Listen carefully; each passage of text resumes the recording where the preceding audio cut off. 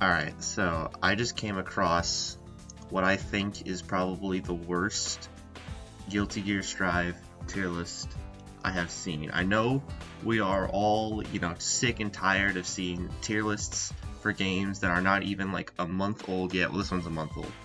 But, just the first few months of their life, seeing a meta for a game that we've barely even seen. I don't even know if there's been like a major offline tournament for this game yet.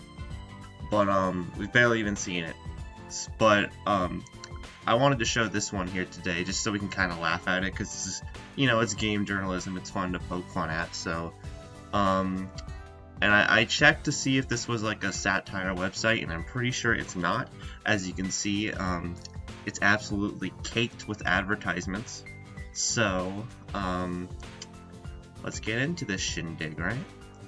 This Guilty Gear Strive tier list ranks all characters from best to worst fighters. Oh, I bet. Our Guilty Gear Strive tier list will give you a ranking of who is best and the worst fighter on the roster. So if you're not sure of the pick, the Guilty Gear Strive tier list will help you choose the best characters. Let's get right into it. Yeah, let's do it. So they show like all the little categories of the game right here, except not all of them. They only show 4 of them. Okay, so SS characters. God, these fucking ads. SS characters are undoubtedly the best characters that you can choose in Guilty Gear. This is not capitalized. This is not capitalized.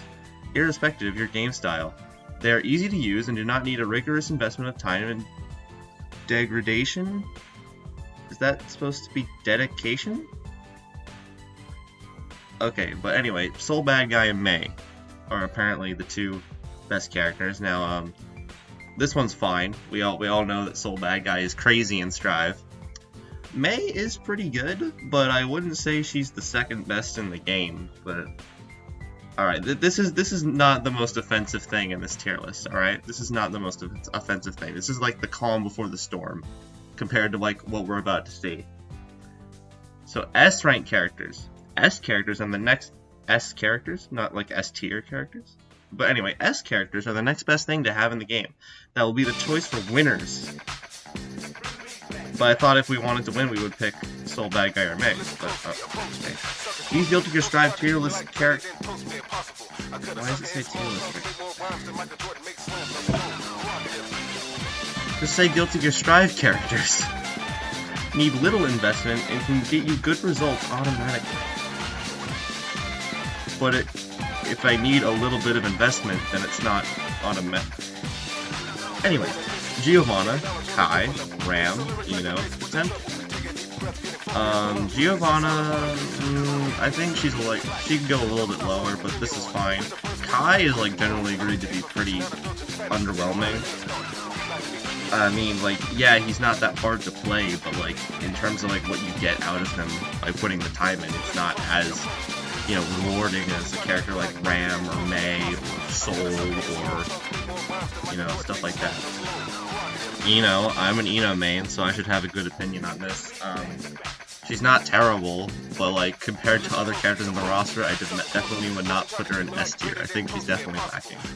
Potemkin, we know this guy got grabbed once, and then just said Potemkin's stupid, Potemkin's busted. Potemkin's definitely better than people say he is. I don't think Potemkin's that bad. I don't think Potemkin's worst character in the game. Haha, it's a grappler, they suck. I think Potemkin's pretty okay. I don't know if I would put Potemkin this high though, especially over some characters that we'll be seeing later. A characters that they took the time to show the rest of the battle type in the middle of the article for some reason. These are all the A tier characters in the game. These characters are the ones that are consistent and have a uniform stat. Uniform stat?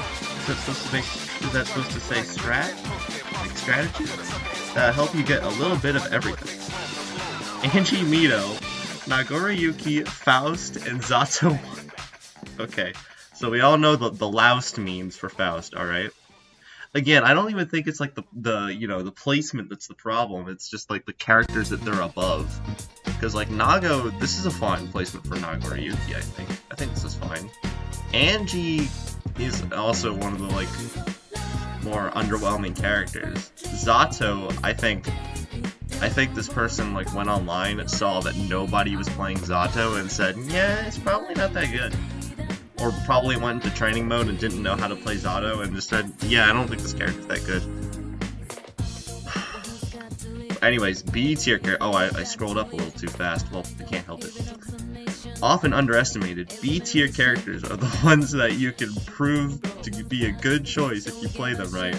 These are all the characters that are tier B, not B tier, tier B, Guilty Gear Strive.